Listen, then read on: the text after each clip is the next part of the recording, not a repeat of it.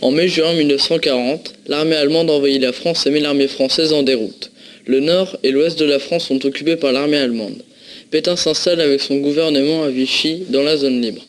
L'État français, le régime de Vichy, remplace la République.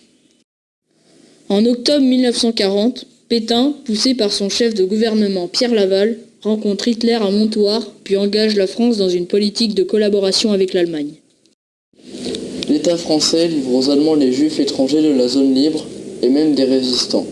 Beaucoup de résistants qui sont capturés sont exécutés et l'État met en place le service du travail obligatoire, le STO, et laisse la milice pourchasser les résistants. Le 18 juin 1940, le général de Gaulle lance un appel à la résistance. Il refuse la défaite et appelle les Français à continuer le combat. Il met sur pied les Forces françaises libres, FFL, qui luttent aux côtés des Alliés à partir de la fin de 1940. Quelques mouvements de résistance se forment. De Gaulle et les résistants dénoncent le régime de Vichy et l'occupation allemande, dans des tracts ou des journaux clandestins.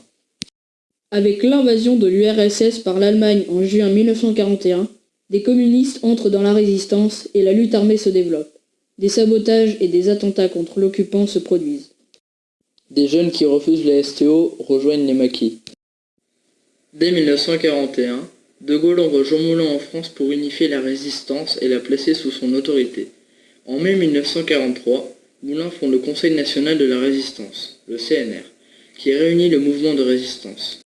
En Charente, la résistance est très présente et beaucoup de maquis se forment. Le chef de ces résistants charentais se nomme Claude Bonny. Il était surnommé Hypoténuse. Il a aussi rencontré le colonel André Chabannes, chef d'un maquis. Il fut arrêté en 1944 à Bordeaux et mis en prison. Il voulut se donner la mort en prenant une capsule de cyanure et celle-ci se cassa en tombant par terre. Il mourut alors au bout de 9 heures de souffrance. Les forces armées de la résistance sont regroupées dans les forces françaises de l'intérieur, le FFI. La résistance organise le soulèvement de Paris le 25 août 1944. Le gouvernement provisoire de la République, formé de résistants et dont le chef est De Gaulle, s'installe au pouvoir et rétablissent la République.